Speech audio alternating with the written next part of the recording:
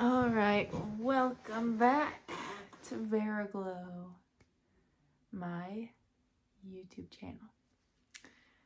So, in my previous video, I said that I was probably gonna record my testimony once a year to just kind of like,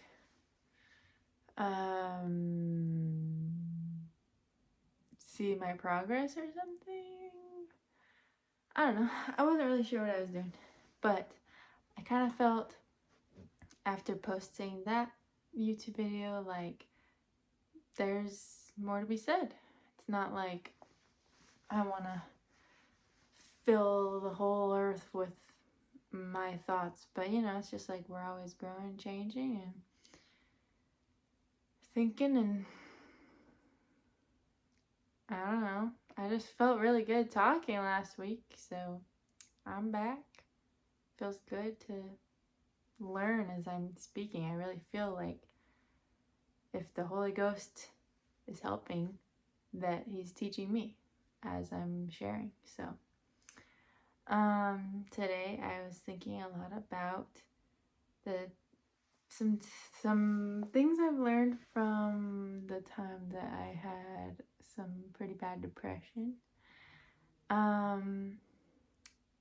Everybody's experience with depression is different, and everyone has different severities and different reasons why they might be depressed. Environmental factors, relationship problems, or some past experiences. I had a combination of a whole bunch of things.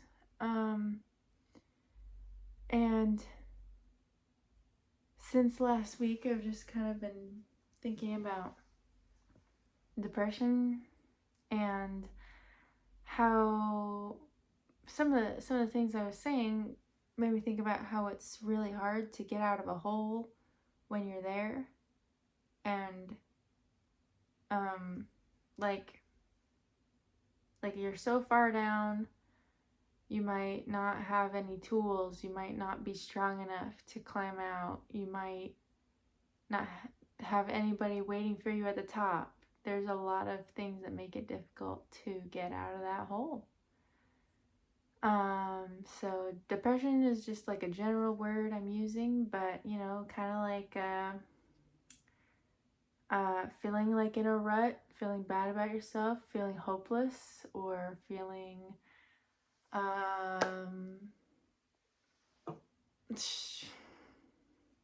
just kind of not seeing where you're going or an end in sight. Basically, any of those thoughts. I'm just trying to relate to any of those thoughts, even if you don't have depression. So, but I want to speak from my own experiences as well. So,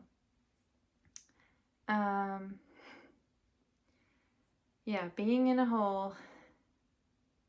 How do you get out of it? How do you get out of the hole, huh? It surely does take a lot of... You gotta have help. You gotta decide you want to get out of the hole. It takes your desire. So, in my depression, it was pretty complicated. So let me get comfy and tell you this story. I mean, there's a lot of things, a lot of story I could tell you, but I made a lot of weird decisions, I think, and basically, one of the weird decisions was when I was pregnant with my first son. I was scared of having postpartum depression because I knew I had a history with depression in general. I just kind of wanted to get ahead of the game because I had already been feeling bad. I thought, well, I gotta try some medications, and this was my anxiety at play. Sorry, I was popping my knuckles, but my anxiety at play, trying to control things. And so there's so many details, but I had a person providing medical stuff for me that I feel wasn't giving each medication that I tried the appropriate amount of time to really test it out, because there's a transition period. There's a time where your body's got to adjust. So I was just put on and taken off so many different medications all the time, and I had various diagnoses, and then I was on a mood stabilizer, which I had the wrong diagnosis, and it was really bad for me. And I had to take a long time to recover from taking that medication, but I was also on another antidepressant after the mood stabilizer, so my body was still just trying to figure itself out, and I wasn't feeling better, and I had a lot of side effects from being on medication. I was unable to control my anger. It felt like I was just angry all the time, had so many outbursts, and didn't know how to get it to go away. And I had my poor little 1-year-old to take care of, and then I even tried to take care of a dog. It was just a mess because I was not in the place to be the loving, nurturing person I wanted to be. I felt like I needed to give my body a break from medication and let it just breathe and see if I could just be able to feel normal again. And there were a lot of things that took time to get better, and then I also ended up having another baby, so a whole bunch of stuff just coming my way. I mean, I was so blessed to have a baby, but like my hormones were still trying to figure themselves out, and then it's just a roller coaster having babies. So finally, after I had my second baby, I was starting to feel so much better. And then I was feeling like I was on the up and up, and then at 5 months postpartum, I just had a dip hormonally. But since I had my baby, I feel like it's just getting better and better. Like, even if I have a bad day, or I'm like really anxious about something going on, or I'm at that time in my menstrual cycle, it's just like super low mood, I feel like it's not going to last forever.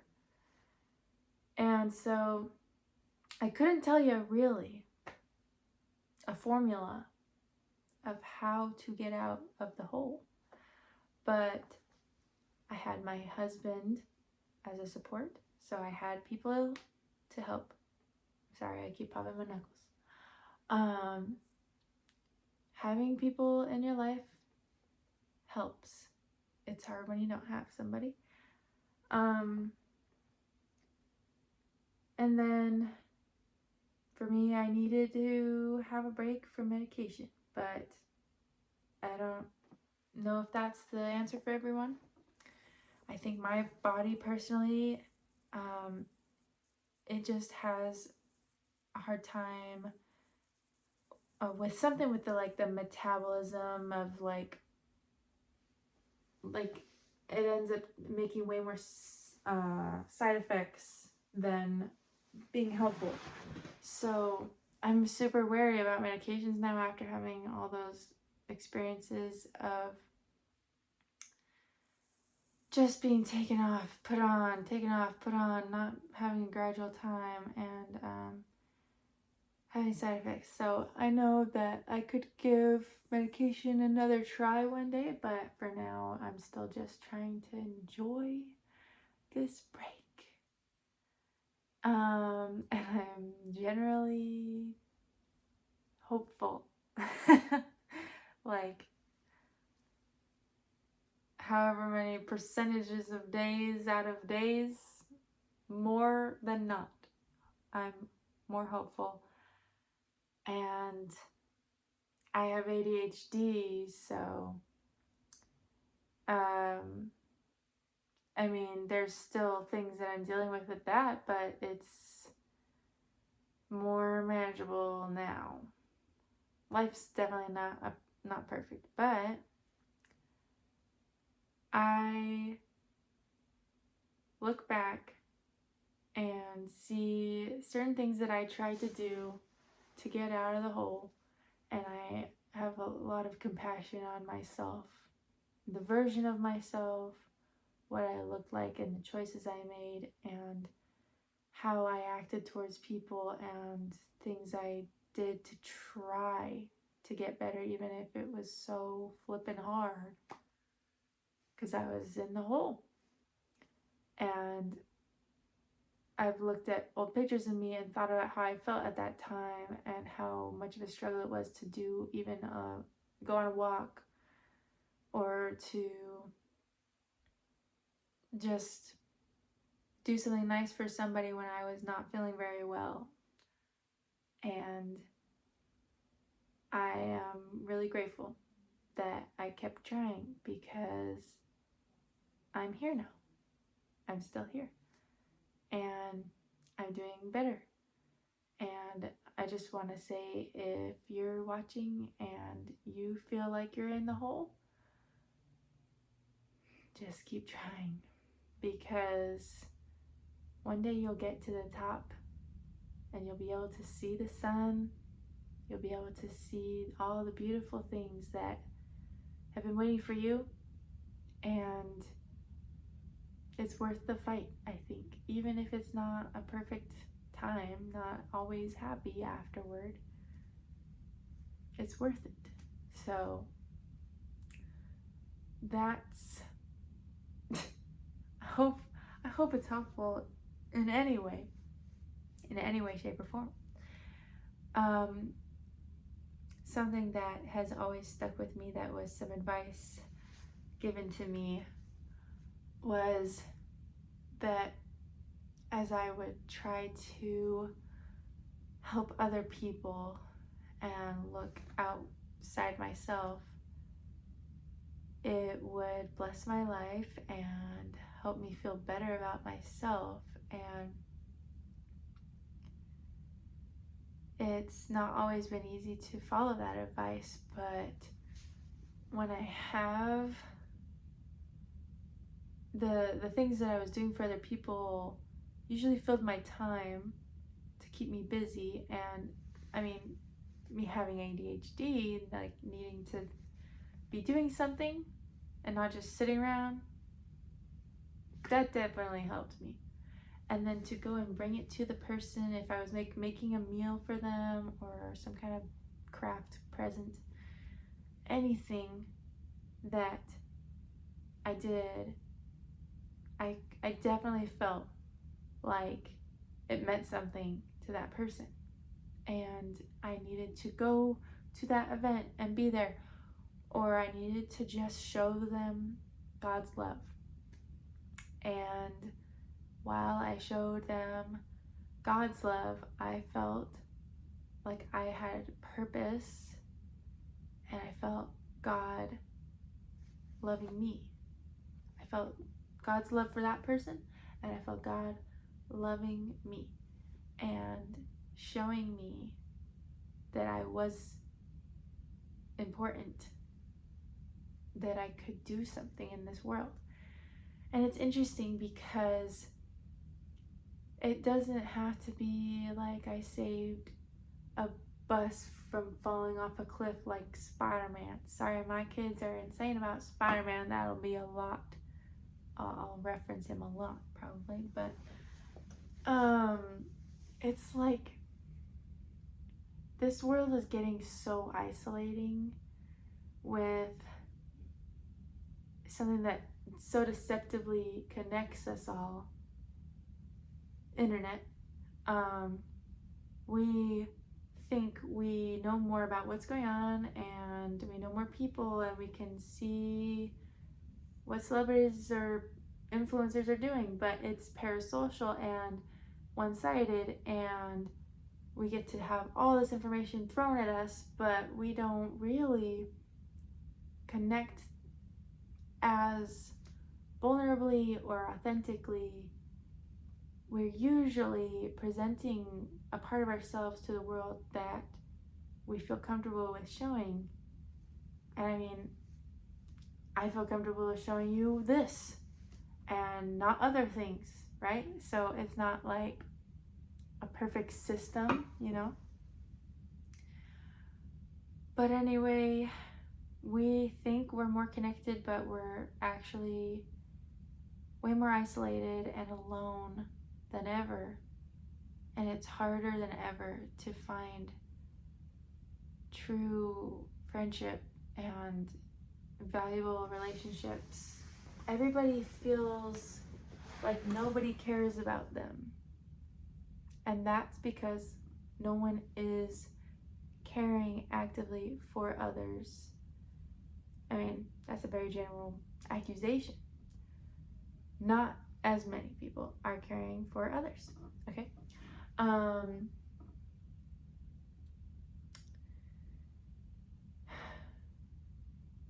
If we decide to go care for someone else, we will have shown we have something to offer, and then they will respond and be like, oh, hey, you're cool. Or you helped me through this thing. You helped me on the side of the road repair my tire or change it out. Oh, you picked up this thing I dropped. Wow. You know, not every time we have an interaction with someone we're going to be best friends with them, but it restores our faith in humanity to restore it to someone else, right? Like, being the change you wish to see in the world is actively changing the world. It doesn't have to be something everyone knows about. It doesn't have to be something on the news. It doesn't even have to be something anyone posts on Facebook about. It doesn't have to be something that gets viral on TikTok. It can just be something that affected one person for 5 minutes. 1 minute. Saying hello to someone. It is underestimated how important those things are.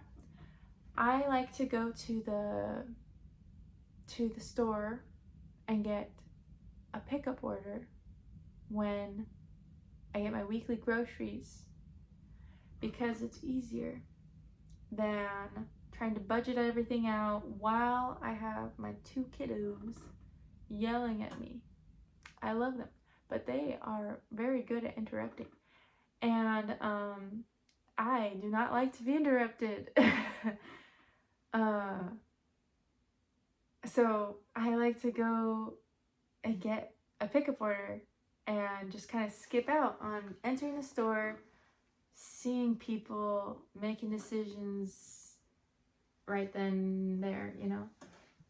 But sometimes I end up going in because I need one thing or whatever. So when I get to do that, I actually have a really good time. I say hi to people, like we're standing at the deli waiting for somebody to come help us, and we're just like, oh yeah, you work at Burger King? Oh, that's cool. Yeah, we have a really good offer right now. Oh yeah, that's awesome. Just a lot of old people wave to my baby and say something to me. Oh, you have your helper, haha, you know, or they try to give him stickers, or it seems like it's not a big deal or that important, but I think it is, because we're showing that we can be friendly and care about each other and acknowledge each other's existence? What if one of those people at Walmart felt invisible that day and we all got to have a conversation and just whatever could have told them through that conversation, they are accepted here, or they matter. I don't know. I think about that a lot. I think, what if somebody that I talked to today was planning on going home and ending their life? What if? I mean, I'm sorry, this is so dark and heavy, but it's just getting so dark and heavy in this world. And if we feel that way ourselves, and we know that we can change somebody else's life in a small way, in a way that can just deliver God's love to them by being like a messenger, even without being super preachy or overt about it, it can also make us feel better. I hope this has been a good video for you. I love you, whoever you are, and I hope you have a great week. See you next time. Bye.